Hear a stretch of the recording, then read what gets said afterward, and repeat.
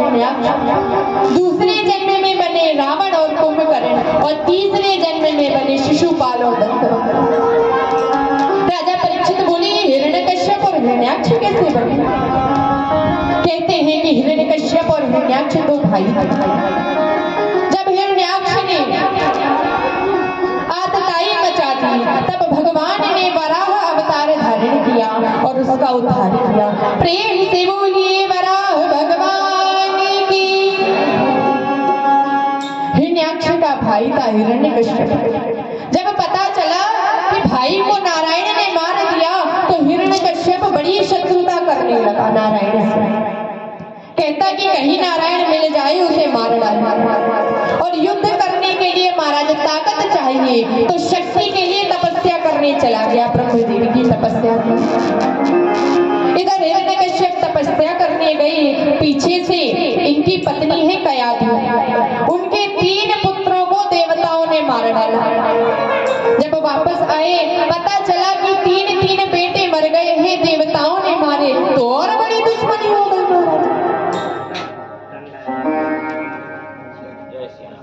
जब आए तब इनकी चौथी संतान और संतान का नाम रखा प्रहलाद।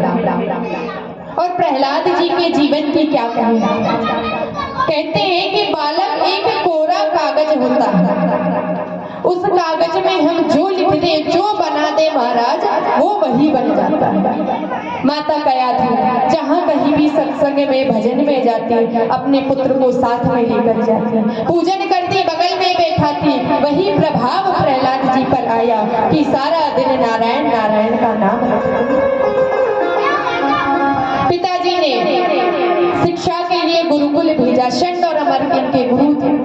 अब गुरु जी से शिक्षा लेके कुछ दिनों के लिए आए, सभा लगी हुई थी, हिरण्यकश्यप बैठा था, प्रहलाद जी आए, हिरण्यकश्यप दौड़ कर गए और प्रहलाद को गले लगा लिए, मेरा बेटा आया है, मेरा बेटा। अच्छा बेटा, तुम्हारे गुरुजी ने तुम्हें क्या शिक्षा दी है, जरा बताओ।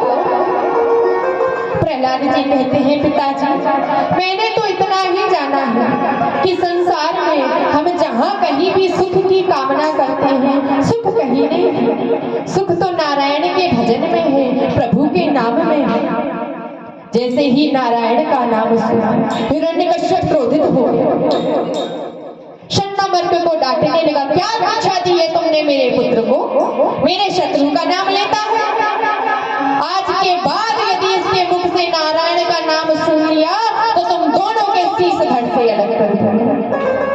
गुरु जी घबरा प्रहलाद जी को लेकर चले,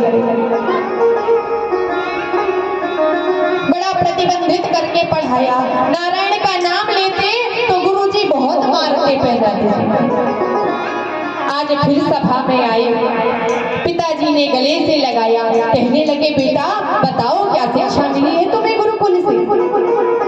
प्रहलाद जी बोले पिताजी, मैंने तो इतना ही जाना है कि प्रभु की भक्ति करना चाहिए, और भक्ति के 9 रूप हैं, श्रवणम कीर्तनम विष्णु स्मरणम पाद सेवनम अर्चनम मन्नदास्यम सख्यम आत्मनिवेदनम।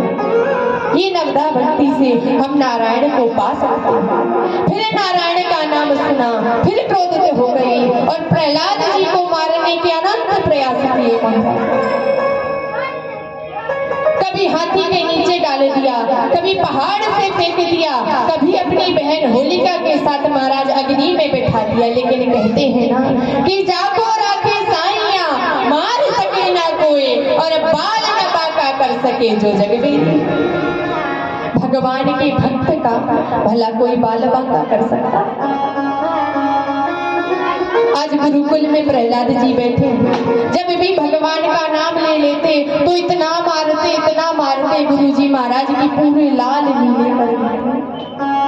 आज सारे शिष्य आए, प्रहलाद जी को घेर कर खड़े हो गए, प्रहलाद तुम हमारे मित्र हो, तुमको गुरु जी मारते हैं, हमें अच्छा नहीं लगता।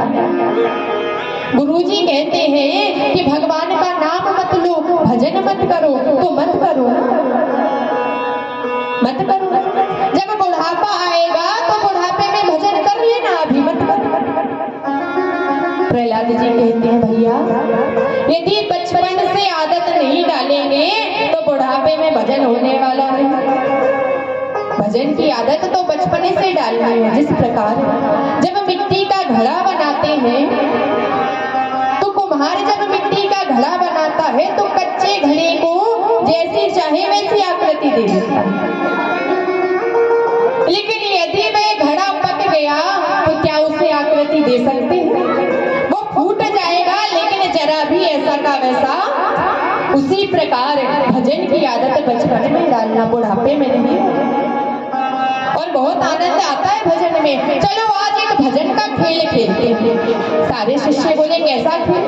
आज प्रहलाद जी दौड़ कर गए, किसी के हाथ में ढोलक थमा दी, किसी को मंजीरे थमा दिए, किसी को तासे थमा दिए, किसी को नगड़िया थमा दी, और जिसके पास कुछ नहीं वो ताली बजाकर उचक उचक कर झूम झूम कर नाचने लगे और गाते भज मन नारायणी नारायणी नारायण,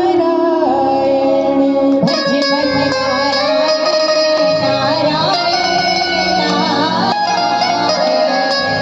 भज मन नारायण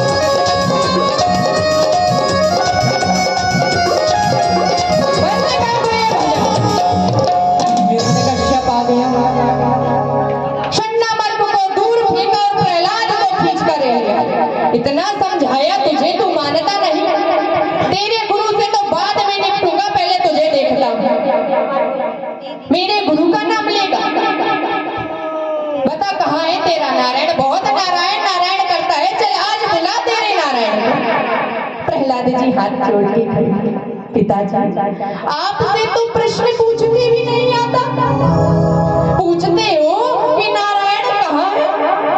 अरे यह पूछो नारायण कहाँ नहीं, वो तो हरि व्यापक सर्वत्र समान, कण कण में भगवान। मुझे तो इस खम्भे में भी नारायण का दर्शन होता है, इस खम्भे में, इसमें तेरा नारायण है। रुक जा, आज तेरे नारायण को देखता।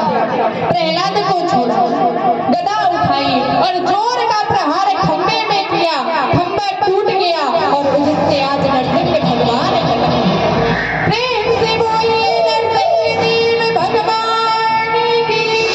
हमारे भाइयों के लिए हर घर की जगह, क्योंकि अंदर इतनी जगह लगा यदि सब एक साथ आ पाए तो माताएं बहनों को बैठने की जगह दें और अधिक से अधिक भक्त लोग बाहर भी जगह है बैठने की, अगर आप बाहर बैठना चाहें। भाई लोगों से निवेदन है आप लोग बाहर चले जाए, अंदर माता बहनों को बैठने दें।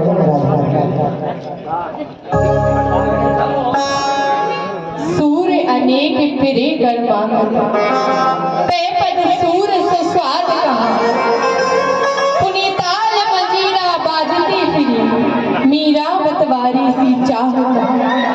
सिया राम कथा कितनों ने लिखी, पर तुलसी सी मर्याद कहा। और नरसिंह के बसे प्रति खम्बन में, पर काढ़ को प्रहलाद कहा, पर काढ़ को। आज भी भगवान प्रत्येक खम्बे में है, लेकिन उसे निकालने वाला प्रहलाद एक भक्त की राजी पर, भक्त के कहने पर भगवान खम्बे से भी प्रकट हो गए। जोर जोर से हुकारे भर रहे हैं महाराज और नरसंहार पे उतर आए। हिरण्यकश्यप आगे आ गया, दोनों में युद्ध होने लगा। युद्ध करते करते जब शाम का समय आया, तब आज भगवान ने हिरण्यकश्यप को अपने दरवाजे की चौखट पर जंघाओं पर लेटाकर महाराज कहते हैं, हिरण्यकश्यप अब हम तुम्हें मारे। हिरण्यकश्यप हंसने लगा, तुम मुझे नहीं मार सकते। क्यों? हमें ब्रह्मा से वरदान प्राप्त है। अच्छा, क्या वरदान प्राप्त है? हमें ब्रह्मा से वरदान है कि ना हम दिन में मरे ना रात में मरे। प्रभु मुस्कुराते हैं, अरे मूर्ख देख अभी क्या, ना दिन है ना रात है, ये तो गोधूल की बेला है, हम तुम्हें मारे। हिरण्यकश्यप बोला फिर भी नहीं मार सकते, मुझे एक और वरदान प्राप्त है। क्या? मुझे वरदान प्राप्त है कि मैं ना भीतर मरूं ना बाहर मरूं। प्रभु बोले देख तू कहाँ, तू ना भीतर है ना बाहर है, तू तो देहरी पर है, चौखट पर है। अब हम तुझे अरे फिर भी नहीं मार सकते। क्यों? हमें एक और वरदान प्राप्त है कि मैं ना अस्त्र से मरूं ना शस्त्र से मरूं। प्रभु बोले बेटा ना किसी अस्त्र से मारूंगा ना किसी शस्त्र से मारूंगा, मैं तो तुझे अपने नाखूनों से मारूंगा। अरे फिर भी नहीं मार सकते। हमें यह भी वरदान प्राप्त है कि मैं ना धरती में मरूं ना आकाश में मरूं। प्रभु बोले देख ले कहाँ, ना धरती में है ना आकाश में है, तू तो मेरी गोद में, फिर भी नहीं मार सकते। हमें ब्रह्मा से वरदान प्राप्त है कि 12 महीनों में किसी भी महीने में हम मर नहीं सकते। प्रभु मुस्कुराए बेटा ये 13वां महीना तेरे लिए बना है, पुरुषोत्तम मास आता है ना, आज पुरुषोत्तम मास है, आज 13वें महीने में तुझे मैं मारूंगा। हिरण्यकश्यप बोला अरे तुम मार ही नहीं सकते, एक ऐसा वरदान है। ऐसा वरदान है हमें ब्रह्मा से वरदान है कि ब्रह्मा की सृष्टि की बनाई हुई किसी भी चीज से हम मर नहीं सकते। प्रभु हंसने लगे, मूर्ख आज तेरा अंत होने वाला है, तो तुझे सत्य बता देता हूँ, ब्रह्मा हमें नहीं बनाता, हम ब्रह्मा को बनाते। तो तुम कौन हो? मैं स्वयं नारायण हूँ और आज नरसिंह भगवान ने जोर के हुकार भरी है और हिरण्यकश्यप की छाती को महाराज चीर उसके भीतर की अंतड़ियां निकाल कर गले पे धारण। हिरण्यकश्यप को मारने के बाद भी प्रभु का क्रोध शांत नहीं हुआ। नरसंहार पर उतर आए, देवता घबराने लगे कि क्या किया जाए, क्या किया जाए। तब प्रहलाद जी को उनके समक्ष खड़ा कर